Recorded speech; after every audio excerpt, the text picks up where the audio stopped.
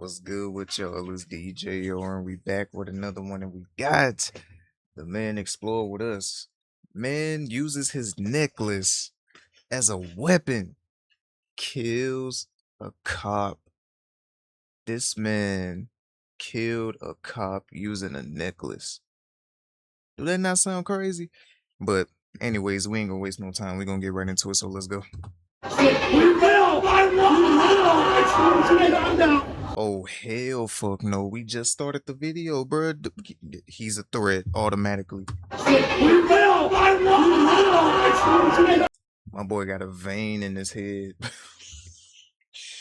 We're gonna let her go.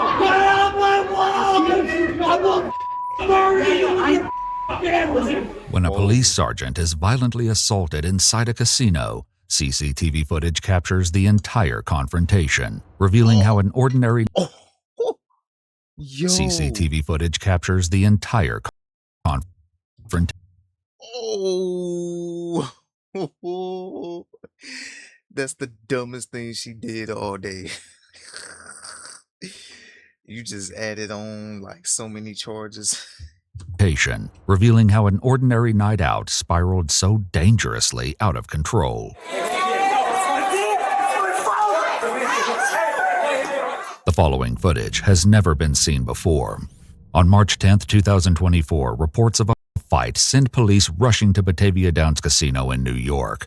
Radio traffic indicates that a sheriff's sergeant is being assaulted by a highly combative couple. Where's he at?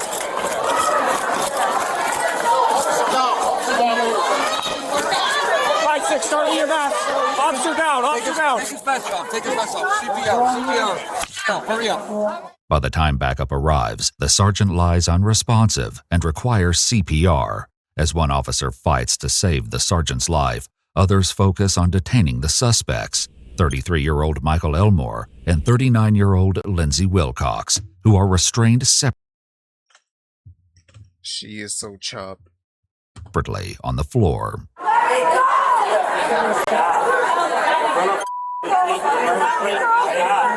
Where do you need me, Carlos? Do you want to get out of this? Listen to me. Verbal direction, we're going to put you in a car. Do you understand? You will walk. You will walk and you will give us no trouble. All right, you're getting stood up, all right? Stand up. Stand up. Drag him. As Michael is dragged away, officers turn their attention to Lindsay. All right, on the count of 3. 1, 2, 3. Stand up. Hold my shirt down, you dumb. Hold it down. Hold the shirt down. I'm not playing this game. Hey! I'm not playing this game. All right, stop. What the Y'all really illegal on the whole bullshit.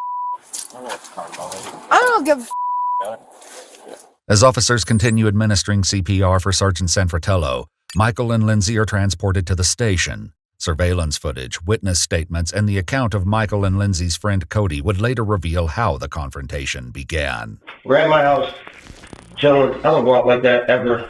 They came over, they're like, oh, what's up? I'm like, hanging out, at the house. So they're like, oh, can we hang out? I'm like, sure. I'm like, I'm feeling lucky. It was me. I'm like, I'm feeling lucky.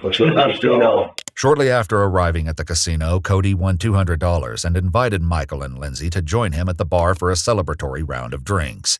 However, the reception they received was far from welcoming. At the crowded bar, a disagreement quickly developed over how long the group had been waiting for drinks. From Cody's perspective, he and his friends were simply being ignored. The bartenders, however, would describe the interaction very differently. I went over there and he was saying, you're serving this person, this person, this person, you're not serving us. And, I said, I don't need to serve you. It is not my job to serve somebody who's disrespectful. I don't need to do that. And it just escalated. And so he was like, you, I can't get a drink like what I do to you. You're acting crazy. Your job is to serve me. So I told him, I said, you need to sit down. You can leave. We are not going to get a drink here. You need to leave. Talking to you or Mike? Talking to Mike. So I'm like, okay, because I'm going to stand over here away from him so I can get my drink. Though Cody appeared to understand the bartender's stern warning, Michael and Lindsay would not be nearly as receptive. They continued arguing with the staff, leaving the bartenders with no other choice but to call for backup. I went to call security because they're swearing, they're yelling, they're slamming on the bar, whatever. Security came over, and then they were like, we're not leaving, and they were like, well, if you're not leaving, you're going to be arrested.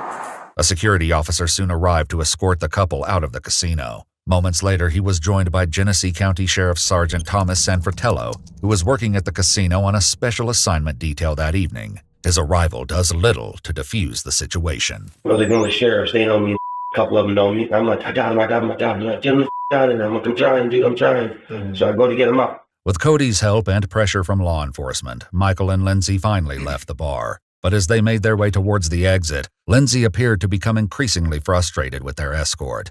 Though Michael briefly managed to separate the two, the calm would be short-lived. What should have been a simple walk out of the casino would soon instead mark the beginning of an explosive chain reaction. As I got him going up, something happens with Lindsay behind us that we don't hear. He's like, oh, my. I hear the sheriff say, you're under arrest. Puts her down. When he put her down, that's when Buddy started going crazy.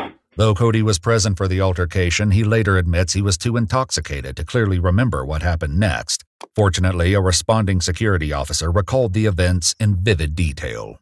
Her boyfriend starts going ballistic. Yeah. Get the off my girlfriend, da-da-da-da-da. So I grabbed him. I said, yo, you gotta go. Yeah. You leave. Man, his friend is trying to help me. Like, yo, get out, bro. It's good. They got her. She's under arrest. That's what they're trying to tell you. You can't do nothing. Yeah. So he gets mad and storms out. Okay. So when he do that, my instinct ticket, I said, damn, he might be going to get a gun. I don't know what the he's going to do. Yeah. So I follow him. However, seconds after leaving the casino, Michael came rushing back in. By this point, he had torn several metal chains from around his neck and was swinging them wildly as he charged back towards Lindsay. He bull rushes me. I moves out the way. He runs past me. He ran and lunged off the stairs. I caught him like midair. Grabbed it. You know what I'm saying? And he tried to jump over me to jump on somebody else. His friend grabbed him. Okay. Then I run and grab him. Yeah. And now we both like pulling him back like, yo. According to multiple witnesses, Sergeant Sanfratello drew his taser on Michael, fired, and missed, with at least one of the probes lodging itself in the forearm of a security guard. With Michael refusing to comply, Sergeant Sanfratello moved in to help restrain him. Though Lindsay was momentarily left unattended, one of the casino's patrons quickly stepped in to restrain her. Michael then repeatedly struck Sergeant Sanfratello in the face with the metal chains before placing him in a chokehold and tackling him to the ground. Damn. As Michael fell to the floor, multiple security guards, an undercover officer, and even Michael's friend joined forces to hold him down. With Michael finally restrained, the chaos drew the attention of dozens of onlookers. Many began recording the scene, unaware the night's most harrowing moments had yet to unfold. Look at me, stop! Stop! Stop! Leave old lady alone! Stop! Got here, that's my wife!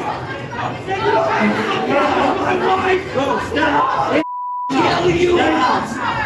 We will! My wife! All right, let's go ahead and close all the schools, close all the casinos. You know what I'm saying? We got a threat right here, screaming to the top of his lungs, who got a vein forming on his head. We will! My wife! We're gonna let her go. My wife! We're gonna let her go. I will murder you! While Michael continued to yell, Sergeant Sanfratello took a moment to catch his breath. However, it soon becomes clear that something is terribly wrong. Everybody else put it on Facebook, but they did something to homegirl. That's what it was. If anybody would have did something to me, you would have acted just like that. So look at this car. Yeah, he check on him. Check on him. Check on him. On him. Oh, you just made it worse. You just made it worse. Hold it. Yeah, check on him. Something happened to him. After collapsing, Sergeant Sanfratello stops breathing and goes limp with no pulse. Multiple bystanders, security guards, and officers immediately jump into action, desperately attempting to save his life. Others try to remove Michael from the scene.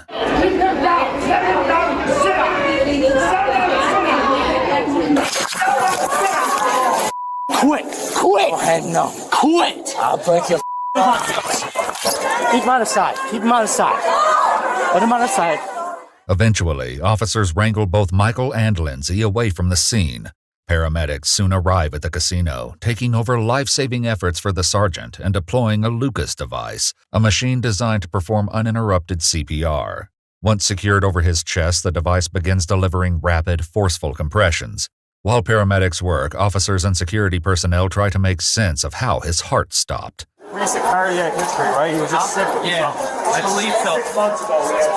I believe he was out for cardiac. It's hard to see. I know he was wrapped around his legs pretty good, but his cognitive disease from it, I was hanging on the ground. He must have got kicked in the chest or something. I'm not sure. Whatever caused the sergeant's sudden collapse remains unknown. Soon the officer's attention would be pulled to another devastating scene. The sun might show up here. All right, let's guess probably coming out. There he goes. There he goes. Hey.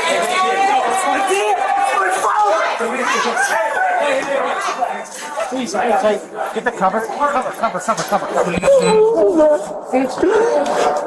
Corey, we got you. Yeah, I got your key, buddy. I know. As the sergeant's son watches on, paramedics continue life-saving measures for more than 45 minutes. However, despite their best efforts, it becomes clear that no amount of life-saving intervention can revive Thomas Sanfratello, and he would be pronounced dead as a result of the assault. While his family and friends mourn the devastating loss, detectives at the police station deliver the news to Michael and Lindsay. I do want to let you know, and I don't know if anybody told you, the deputy died tonight.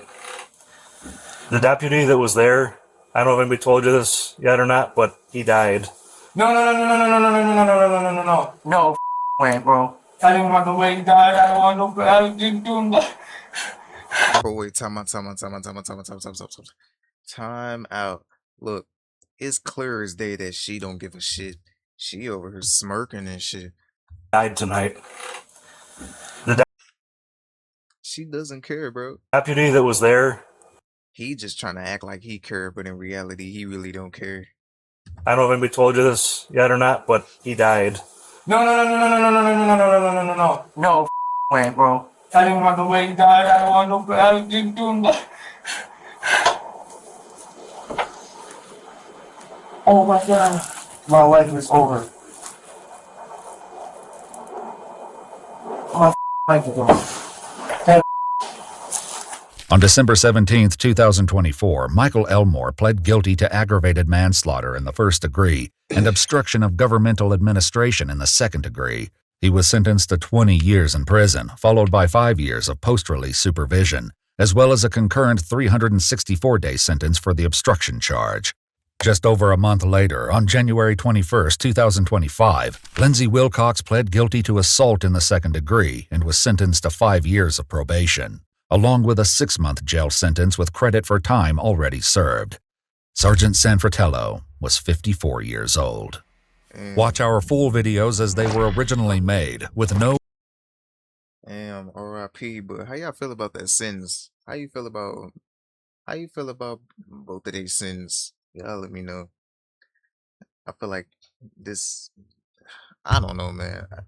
This is crazy, bro. I'm gonna leave it up to y'all, bro. Y'all let me know if this is a W or L sentence. And this is the end of the video. Hope y'all enjoyed it. And with all that being said, I'll see y'all in the next one.